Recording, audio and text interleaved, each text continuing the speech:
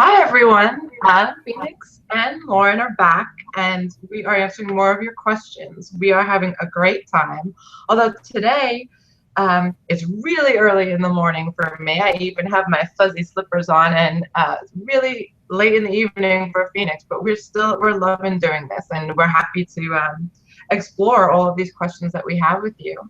So I'll let Phoenix say hello and then we'll get started with Sherry's question. Hi, it's currently, well, it's not that bad. It's only 11:30 at night. But knowing how much Lauren and I enjoy doing this, it tends to take a good hour per session. So it may not be as long this time. We've only got 3 questions as opposed to 5. And then we will follow on with the next one soon after, possibly. So thank you, Lauren. I'll leave it to you. Okay. So our first question comes from Cherri. Muffy McBlane. Hi, Cherri. It's Lauren. Nice to talk to you. Your question is, honestly, I'm not even sure what to ask anymore.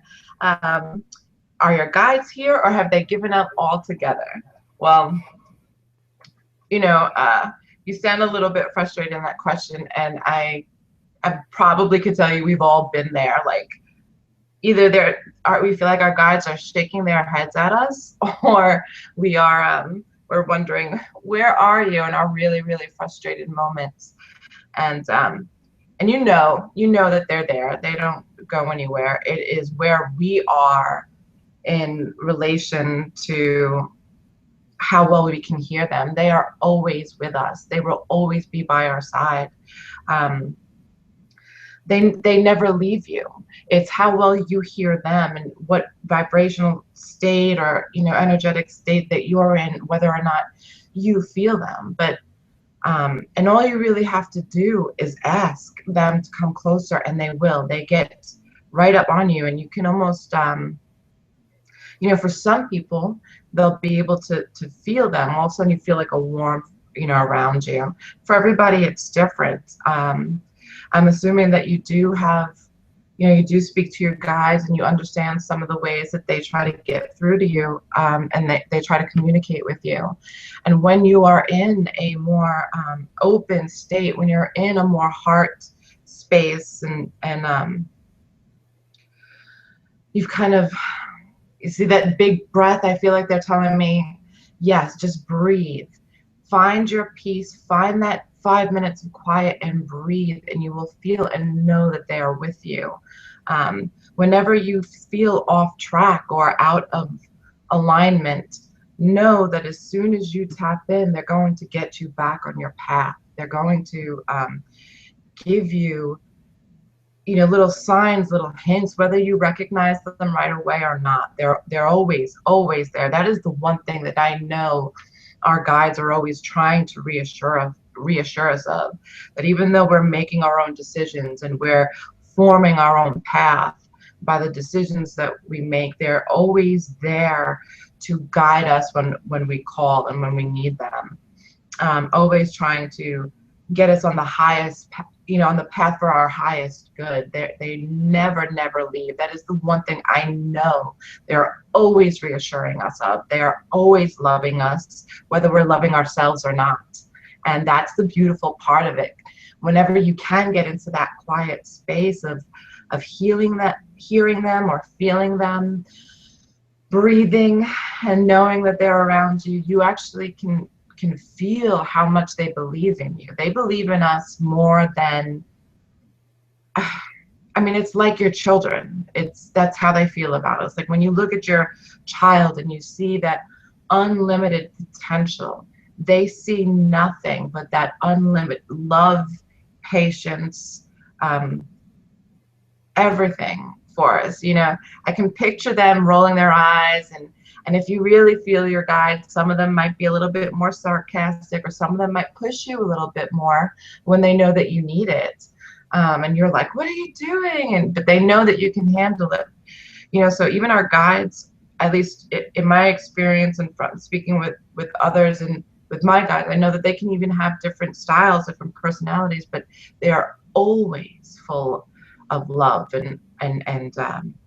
and patience, unconditional love for us, and they're always there. They're never far. They never turn around and say, okay, well, she's not doing what I'm guiding her to do, so I'm going to back off for a minute. It doesn't work like that for them.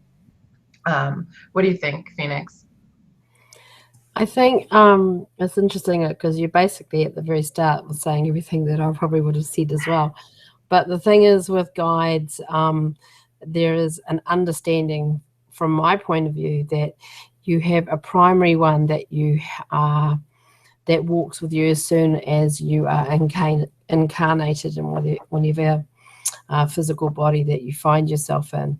And generally that primary one stays with you and has real deep knowledge about your agreements that you talked about before coming into your physical body. So they have a very good understanding of who you are, both from a human perspective and also a soul perspective.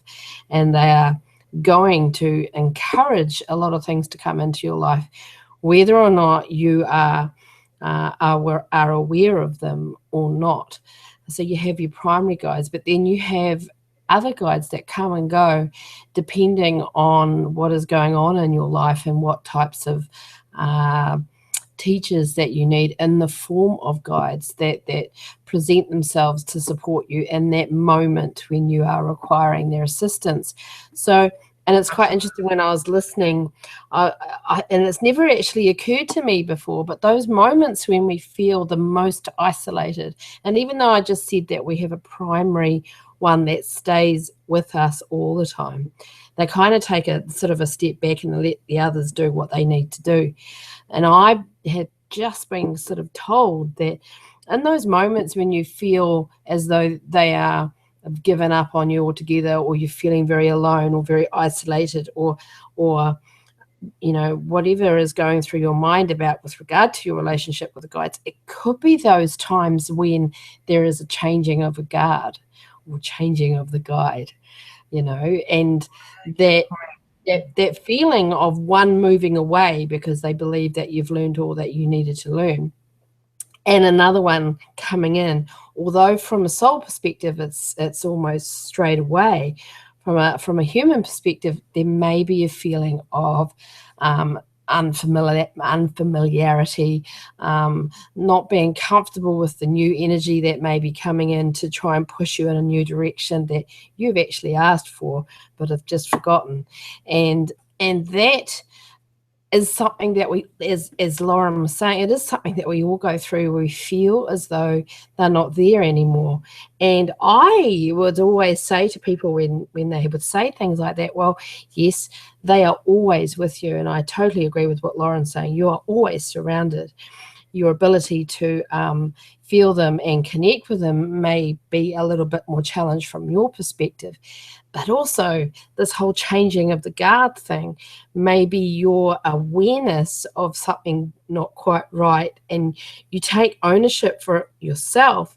But when those energies are coming and going, your sensations with regard to that give you a feeling as though they are not there anymore. It's just that the ones that are coming into you, into your life, into your existence, into your moments are new, so they feel very different, and that could make you feel as though you've been either abandoned by the ones that you know.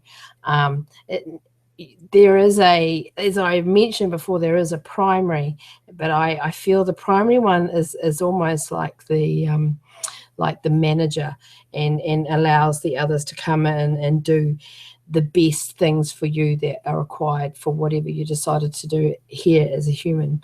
So that it was quite interesting listening to that, and then having that idea or that thought or whatever, wherever it was coming from, my guys probably. But it's just recognizing that sensation of your team not being there is generally a temporary one, and all you have to do is find yourself a nice quiet moment or if you can, or actually I'm actually quite quiet at the moment because the kids are asleep and everyone's doing their own thing, but if you can find that moment even in a busy time where you just sit and say, hey, I'm ready, I would like a sign, thank you. But you just have to keep opening your eyes and start looking for them, and they will put some of them give a great sense of humor, and they will put things in your path to trip you up, or you'll have others that are quite blunt, and they will let you know exactly what you need to be doing and when you need to be doing it. But you have to start recognizing the signs. And if you are really, Cherri, if you're really wanting to feel that connection with your guides again, I think Lauren kind of touched it on a bit herself. You have to start connecting with yourself, because we have 2 feet, and we have 2 feet, and we have one in both courts. We have one in the human, and we have one in the soul, and never shall they ever be removed. It's only your ego mind that makes you feel as though you are separated from source, or if you're feeling a little bit flighty and you're getting lost in source, that you are losing reality with your human. So that we do have 2 feet in both courts, and there are times where the guides do change guards, apart from your primary one, who's sort of in the back organizing and making people come to you when you need to learn certain lessons at certain times. So that's my thought on that matter. That's a really good point. Really, really good point, and very, very true. So I agree with you there about how different guides will come in, and it can be a little bit off-putting for a minute, as any change can be. Wow. So, oh, and I wanted to add one more thing, and Cherri, this is because I know that you enjoy crystals, and a lot of us do. As a matter of fact, as we're speaking, I'm holding my sugilite crystal here. And I find that if you are into crystals or essential oils or tools, as many of us are, Reiki, energy healing, things of that nature, when we feel disconnected, a lot of those times those tools can help us get back, just give us that little extra, the boost that we need to get back into that quiet space or that vibration in order to hear and feel and know that our guides are there. So I'm going to go on to the next question. And that is from Cheryl Benbow. And excuse me if I, annihilate anybody's name. It's really because maybe it's so early, or because everybody always, messes up my name and I'm used to it. So I apologize if I do. Cheryl asks, how do I quiet the noise and hear spirit? Do they sound different to our own thoughts? And thank you for doing this. Well, you're welcome. We love doing it. So how do you quiet the noise and hear spirit? We've kind of talked about this on our other videos, and maybe hit on it a little bit just now, where we're talking about getting in touch with self again. And, we think it's got to be this whole big shift in meditative state where we're lifted out of our bodies. It really doesn't have to be, that extreme or that grandiose that we sometimes think that it needs to be in order to hear our guides. It doesn't have to be this huge, happening where, you see visions. Like, they work very, very subtly, and I feel like my guides, at least, are really wanting me to get that through to those beautiful people listening, that it really is in the subtleties. And when you notice the subtleties and you notice the synchronicities and that they're communicating with you, we all want to feel that relationship with our guides, and to know that we have that connection, right? Because I think a lot of times we suffer, we feel alone because we feel that separation, that amnesia that we get as far as being human, also makes us forget that feeling of really being unconditionally loved and supported, because we have to make those free will choices here. So we get that amnesia, and So we're remembering, like Phoenix said in the last video, we're remembering, we're here to remember that we're unconditionally loved and supported, and to remember our connection.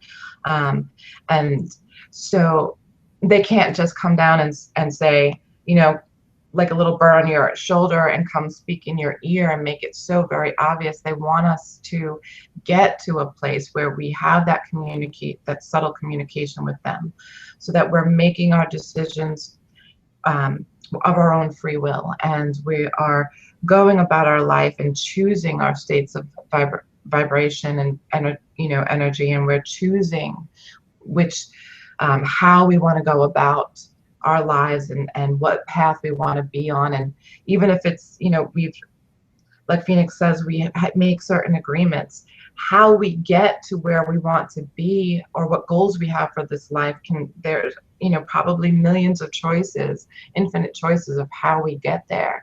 And that will be up to us. And my point in saying that is, that's why they don't just come appear before us and say, here's the path, get right on it, I'm here. We need to be here. We know that when we come here, that we're going to feel a little bit alone, that we're going to have to find our way. And we have to remember that we're guided, but that we always have that free will and that choice. So I don't know why I maybe went off a little bit off your question. I just felt really moved to say that and to let you know that. How do they sound different to your own thoughts? Well, a lot of times they do sound like your own thoughts, and the difference lies in how loving are they? Because a lot of times, again, we've spoken about this before, we will beat up on ourselves, or we'll criticize ourselves when it's our own thoughts. We'll say, well, I have to do this, I should have done that, this is what I need to do now. Our own voice most often will sound a little bit more critical.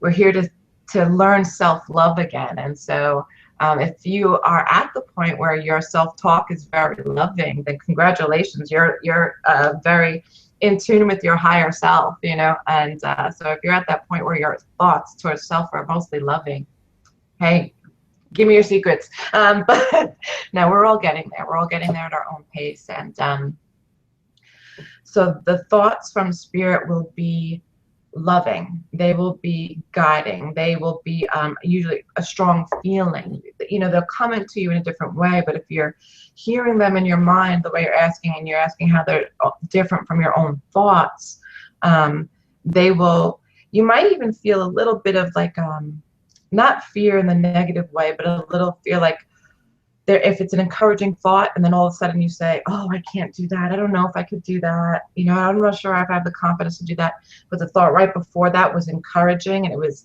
something new, that's probably something from your guides. And if it's repeating, so thoughts and feelings that are repeating, they are of a high vibrational state, meaning they are positive, encouraging, loving, it's from them. And I also feel very strongly that they're telling me if it's a thought that just pops in, like when Phoenix was speaking just now, all of a sudden she's like, well, I'm just hearing now. And it's not that she heard outside of her ears, somebody speaking to her. It was a thought that just probably, and correct me if I'm wrong, Phoenix, slipped in there as she was talking. Boom, this thought just came out of almost seemingly nowhere. It was just popped in there. And that is how they speak to us. It's very subtle, but if it's not almost forced, if it's not already on a line of thinking that you're on, then and it's just like, it's like an inspired thought, like an idea. That's what I feel like. I feel like a little like, flash, or that bubble pops on your head. It's that type of feeling, like, oh, okay. Usually that's them as well. So what are your thoughts, Phoenix? It's everyone, when they're first, at all levels of connecting with spirit, they will have an expectation, especially at the beginning, about how it should be. And there is concern about expectation about how anything should be as we connect with anything that's non-corporeal or is based from, source energy, or even from another universe or dimension, or anything that is external to our physical human world. And if your expectations are telling you one thing and your beliefs are saying to you, well, wait a minute, no, it's another thing, then you'll have a conflict of interest. So the way they speak to you will be based on that which is the most comfortable for you. And although this is not really your question just yet, if your expectation around this limits how they want to communicate with you, then there can be some challenge in doing that. So the best thing to do to quiet the noise is to quiet the mind first, because once you do that, then you allow the natural flow of how they wish to communicate with you, your natural ability to be able to communicate with them, and the two of them will come together because the vibrational energies will be matched, and you will be communicating on a path that you both are, or in a way that both of you understand. Now, depending on the type of energy or spirit, or a being from another planet, or if you believe in that type of thing, an angel, a god, a totem, I've talked about this before, they all have varying, as Lauren was saying, frequencies and vibrational energy that you have to get yourself into a sort of matched state to be able to communicate with them. And if your head gets in the way, it's very difficult to allow that communication to happen. So the best way I can suggest to you, Cheryl, to be able to quieten the mind is to be able to, one, lose the expectations about how you're supposed to communicate with spirit. And although our tools and the things that we bring into our lives to help us grow and to help us develop, as long as those tools are enhancing as opposed to being a crutch, and eventually you'll find as you grow and develop, and once again, don't compare yourself, because some people will keep using their crystals and their cards and I've got it all right here in front of me, but I have found over the years that they enhance me as opposed to me needing them to be there as I communicate with spirit, if that makes any sense. So that was an expectation of mine when I first started, that I needed to create a sacred circle. B, I needed to say certain words to allow spirit to come. C, I had to behave a certain way once I was in that circle and communicating with spirit. And then D, then I had to release and close the circle and send spirit on their way and make sure that no residual energy. And I did this ritual every time I was about to do a reading for a client at the shop that I work at, or even for someone online. There would be a ritual that I had to follow. And that was, once again, the way and I didn't realize I was doing that, but it was the way I did to quiet my mind. One of the things, or the noise, but one other thing that I also do, especially when I'm doing things like this, I don't like to know the questions before I address them, because I have a very busy mind. I know my mind is very busy. It has taken many, many years to put my mind aside and allow the words to flow that come from source or Chiron or anything that works with me and through me.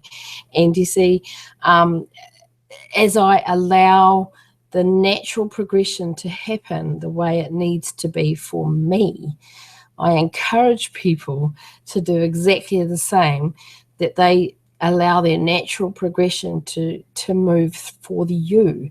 If you need certain things in your life just to progress in your spiritual development, bring them in, as long as they are there to enhance you, not as something that you require as a crutch, because that is your mind telling you that you need that. And that is a noise that is best left quietened, so you can grow or your own, you can grow, you can far exceed your own expectations. And once again, expectation is something that does create a lot of noise in our head sometimes, and it's best if we put those aside and just allow things to be the way they feel right for you. And do they sound different to your own thoughts? Well, Lauren's covered that one. I don't really need to bring that much more into the gameplay, but we have talked about this before, about some of the spirit will be communicating, especially channeled energy, will be communicating with you in such a way, and also your inner voice, your higher self, your oversoul. They will all do things to make you feel comfortable. And initially, they may start with voices that sound just like yours. And as Lauren said, they will always be uplifting. They will always be positive. They will always help support and show you the way. And when your own thoughts get in the way, as Lauren mentioned, they are not so uplifting and can sometimes confuse the issue as opposed to enhance and progress for yourself. So I hope that from my perspective, that's helped answer some of your questions along with Lauren as well, Cheryl, and that and there are other ways to quieten the noise, and like meditation, listening to music. If you prefer silence, see, silence is not something that I can do much of, because one, I could never have a house that's completely silent.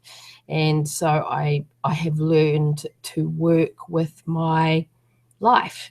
And that's what I encourage everybody to do, regardless of what's going on around you. People say, oh, I don't know how you can do what you do with all the noise that you've got around you. Well, one, I get my noise cancelling headphones and I just do it anyway. It's because I love it. So if you love something or love doing something, Cheryl, then that's another thing that's going to help quieten the noise. So it depends on how you define noise. Is it noise up here, noise around you? But if you love something enough or feel the drive to hear spirit enough, you will find ways that work for you in your way. There are a variety of ways, and it's your way is the best way. We can give suggestions, but it's all trial and error. Especially if you're at the beginning of your journey, I don't know if you are or not. But even sometimes, when you're in the middle or you're a highly advanced spiritual teacher, they still have moments. And I question anybody that think that they don't, but they will still have moments of pure humanism where they will have these thoughts that will get in the way, that they have to work a little bit harder to quiet the mind and the thoughts and the noise. So I hope that answers it from my perspective, Cheryl. Thanks. Yes, that was awesome. Okay. Shall we take the next question? Mm-hmm. Okay. So Vanessa Coffey, she has another question. When I am falling off to sleep, I find so many images and thoughts flood your mind. Memories that are not your own, people that you don't know, things you can't even put names on, yet you see them with absolute clarity, although fleeting. That they can't be you feel like they can't be your imagination. You say, when I try, I don't have that much of an imagination. So how do you begin to sift through the confusion and images? What are some of the tools or techniques to help make sense of these images and thoughts? And how would I even begin to concentrate on them as I am falling asleep? A better time. First, I find that we get a lot of these images when, if you're really starting to, I'm going to put kind of my personal, opinion in here for a second. I find with a lot of people that, and even for myself, that when you really start to kind of open up your pineal gland, your third eye, your intuition, you get, all of a sudden you get these types of things. And you're like, what do they mean? What do they mean? What do they mean? And it's almost like it's exercising itself, I believe. And so if a lot of these images or nothing is making sense to you and they're fleeting, I think especially while you're trying, going to fall asleep, I don't know, they may or may not mean anything really specific. Um, I think that the more that you allow this without trying to question, because when you start to question and you start to worry, then you start to worry about what the message is, you kind of almost block yourself. So at this point, if that's kind of where you're at, I don't know how long you've been trying to tap in or how long this has been happening to you. But I feel like, for some reason I wanted to say that a lot of times when our third eye is opening and getting stronger, it's almost, again, exercising itself, getting a lot of these images. Don't put so much pressure on yourself to understand every little thing that comes in right away, because again, you don't want to block it. The other thing would be writing. I had a very difficult time with a lot of things, especially when I started channeling. It made me very nervous. Well, what does it mean? I'm not understanding. And I would get the same things. And I got myself into such a frenzy that I did block myself. And that's because I got worried and scared, and I, lost that vibrational match to what was coming in, and I wasn't allowing. I think you don't need to worry about if you're really missing anything. What I would do is get a pen and paper, start writing. And I know even when you sit down to write, you think, I have no idea. What are your impressions? Don't look, what do you remember about the images? Write that down. And then what did you feel while you were getting these images? Were they, what's the emotion? What were the expressions? What was the energy of the images that you're getting? Start writing down, and then as you write, to me, that's also a form of meditation, a form of getting information too. That automatic writing. If you haven't heard of automatic writing or ever tried it, there's information on it in the group, in the documents group on ISD for you to go look at, and also you can Google it. But that's a very, very excellent way of trying to put everything together, because when you are in that, like you're falling asleep, I don't know if you find that later on, or if you meditate that later on, you think you're going to remember everything, and then later on you kind of forget. So writing things down. So even though you're falling asleep, try one night to wake yourself up when that happens with a pen and paper by the bed, and just write some things down. And then the next day when you read over it, you might even get some more things, more intuitive information of what those things meant. So don't be alarmed. Don't be nervous. I really want to say that to you for some reason. When you start to get these types of things, the more nervous and alarmed and fearful you get about it, that's when it starts to go like in a different direction, or like I said, you start to block it. I think it's wonderful that you get to have those images. A lot of people want to see, they want that clairvoyance, they want to be able to see those images, and but a lot of us I say just, I don't mean just, but a lot of us are clairsentient, we're clairaudient, and everybody thinks they want to be able to see stuff. So congratulations, that's so much fun. So be joyful about that. Don't put pressure on yourself. If you're meant to hear something or know something, then I feel like you'll get it one way or the other. If you don't understand what it is right away, in some other way, the information will come to you. So that is what I have to say about that. I hope that helps. Phoenix, your thoughts? I think sometimes when we have experiences like that, if you're lucky enough to get experiences like that, my partner gets quite a few of these types of things, and it confuses the heck out of him. But the thing is, though, all I can say, Vanessa, is simplify. There are reasons why we get shown things sometimes, But other times it's just making sense of your day. There is so much sensory input that we get from a human perspective that the brain cannot take it all on board. And you may have forgotten that you saw a certain person, or you saw a certain image, or you felt a certain emotion in your day. So the best thing I can suggest to you as a tool is to simplify. And if you are meant to take something on, please do what Lauren was saying, and have the journal as well, and write everything down. Because as she was saying, you can, once you start writing about something, then all of a sudden you get this huge flow of information that you have no idea where it came from. I can talk about that quite intimately. And so please, I highly suggest that. But sometimes some of the images that we get, especially if we're supposed to gather a message behind it, they will be repeated. So try and relax and breathe and go, wow, I really experienced that. Try and get yourself past that potential block that Lauren was talking about.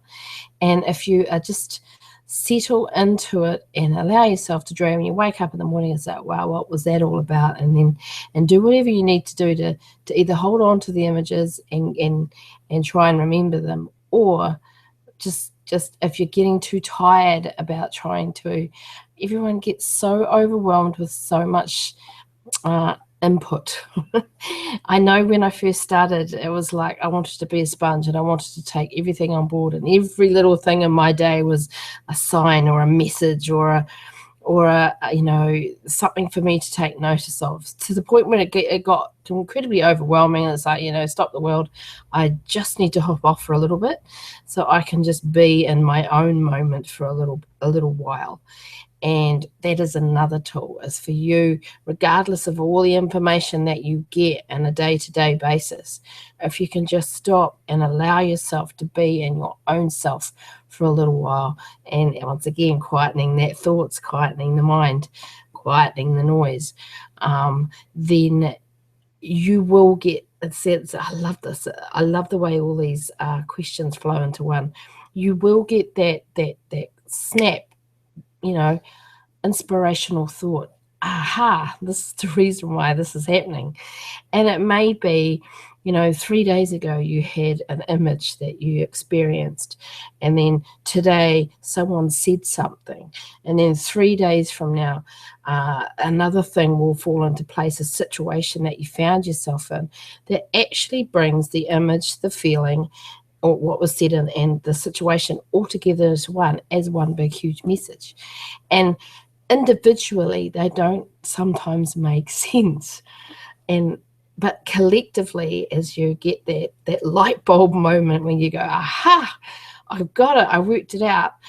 And that's where the journaling comes in handy. And although I haven't officially journaled as for my own personal thing, I do write a lot, and I think that's where I do my own journaling. So but the thing is, though, you will, if the message is important about the images that you're getting, or the memories, or the people, or the feelings, it will keep repeating itself until you get it. Essentially, our guides do not want us to fail. Our oversoul definitely don't want us to fail. And to be honest, there is no pass or fail in life, but we think that there is a pass and fail. We feel that we are obligated to be the best person that we can be in that particular moment. But if you just simplify and relax, and that's one of the biggest tools that I can suggest, and a technique to help you make sense of the image. Because although at that particular time you had a myriad of all sorts of situations and pictures and people and images, it's not until you put a whole set of experiences together that it starts to actually make sense. And there are theories as to why we get certain experiences as we are moving into the dream state. And it could be one, as I said at the very start of my dialogue, is that you're just trying to make sense of your day. two, you are getting lots of sensory input from your guides and your spirits and source and everything. So your mind is trying to work out what's going on here and what kind of messages you're getting. And then you're getting an experience where sometimes as you're moving into that dream state, you are shifting into a whole other reality that you didn't even know that you could be part of. So there's lots of questions that you have to ask yourself from these experiences. Is one, do I just need to simplify and just relax and see what happens? Or two, is there more to it? Did I go somewhere else? Am I getting important messages from somewhere, whether it be source or some other place? You just have to find that moment within to allow yourself the chance to settle with the information that you've got and making a pure heart decision, not a head decision, because that's just going to confuse you. But you need to settle with it and make a heart decision and determine, you know what, it's a lot of hooey. I'm just going to let that go. Or, hey, there's something more to that. I'm just going to wait and see what happens. Thank you for giving me that message. I'm just going to wait and see if there's anything more. Can you bring me something more so it makes more sense to me? You can ask that. We don't have to fumble our way through. It does always feel like we're fumbling our way through, but we don't have to. We can just say, well, that didn't make any sense to me. If it's important for me, can you just bring me something else to bring it all together?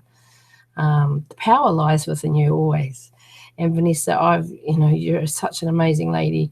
There is just no way that you don't have the power to work through the experiences that you have had, whether recently or having now, or what you're going to have in the future. And what other things have you asked? And if you feel overwhelmed, that's when you really need to simplify and just get away and go within your own self to try and determine what feels right for you. And that's about it for me. Totally agree. All right, so those are our 3 questions. I think we're seeing a big theme here about how do we quiet our minds? How do we get in touch? How do we know? And it is the big answers really are quieting the mind, getting in that space, getting in touch with yourself, getting knowing that the answers will come to you, that you are loved and supported, you're not alone, but that we need to take steps, that we are the responsible ones for getting ourselves into that vibration, for that communication, for taking the action when we're guided, and to trust first in ourselves and then in our guides. But really that's what we're here to do, is trust in ourselves. And even if we make mistakes, which we're going to do, we're here to do, that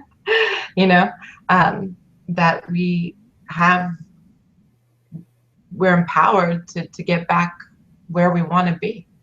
And always we're empowered. It's just that we forget. So we're here to remember. And thank you for your questions. They've been amazing.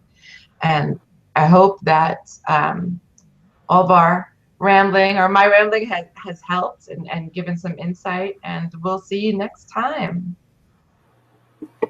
Looking forward to seeing you next time. Thank you for coming.